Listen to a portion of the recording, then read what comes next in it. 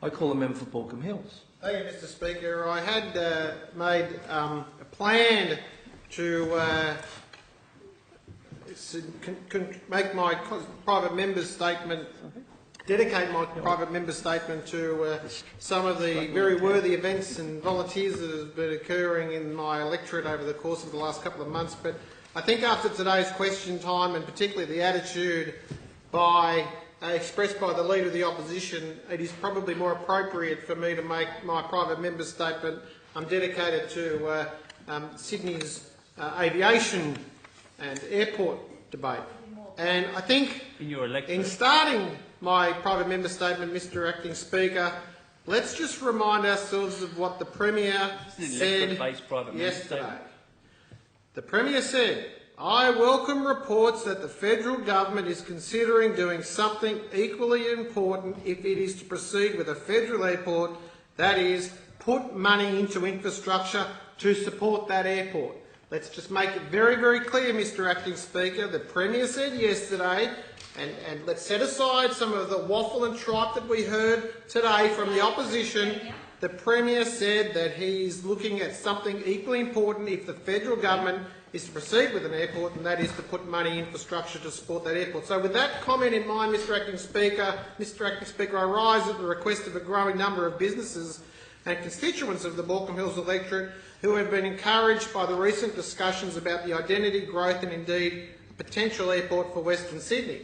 For too long, many of us have had to hail from this important region, have felt that our home has been treated as a convenient suburban sprawl, which was certainly the attitude that the former Premier Bob Carr had towards the hills, having in 1985 promised a north-western Sydney airport, now having to wait for the Premier O'Farrell to be elected and introduce the said railway.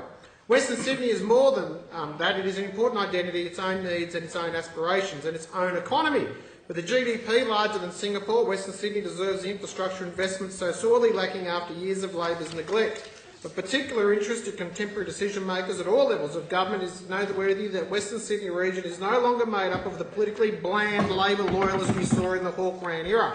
The Howard government gave Western Sydney the M7 motorway. The O'Farrell government is bringing the South-West and North-West rail links along with WestConnex to our region.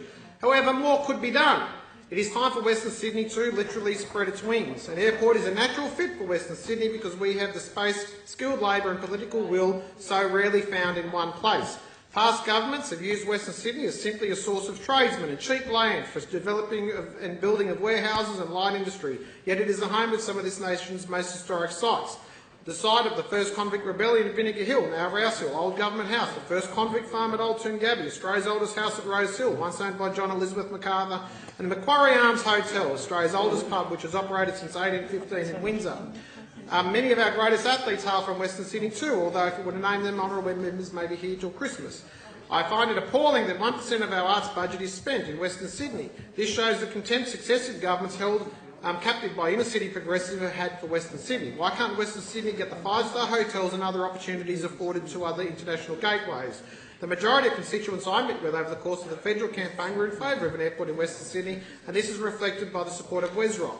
Why is it that similar-sized cities around the world, and even Melbourne, are serviced by two commercial airports, but Western Sydney cannot capitalise on potential for growth? Even Newcastle and the Gold Coast have an international airport each. Yet Western Sydney, with a population of double the combined population of Newcastle and the Gold Coast, misses out. Thanks to the foresight of John Howard and our Premier Barry O'Farrell, Western Sydney is now the infrastructure capital of Australia, and we have never been better prepared for an international freight and commercial aviation hub. An airport cannot be known as the greatest infrastructure project in Western Sydney never had, and I'm pleased to see the federal government is making significant steps towards the construction of a second Sydney airport, and I repeat what the Premier has said, it needs to put money into supporting the infrastructure for that airport. But of course, we run yet again into the Leader of the Opposition that wants to make a political issue of it. A man who was missing in action at the member for WorkCover when he was a member of WorkCover board, and now he's missing in action when it comes to the debate for Western Sydney. It's common knowledge that he's all too scared to be part of the debate and using it as a political leverage. Members opposite promised the world when they came to infrastructure from this state, and in 16 long, difficult years delivered 3/5 of nothing. Now in opposition, they can't even bring themselves to be part of the vision. Rather than shoring up his own job, the Leader of the Opposition and cohort should be out there campaigning for the infrastructure that we need the federal government to give us to get this airport.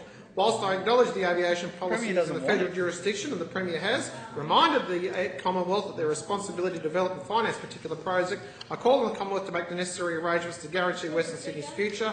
It is important for my region to be given the opportunity to grow its economy, Members. workforce and significance. Has expired.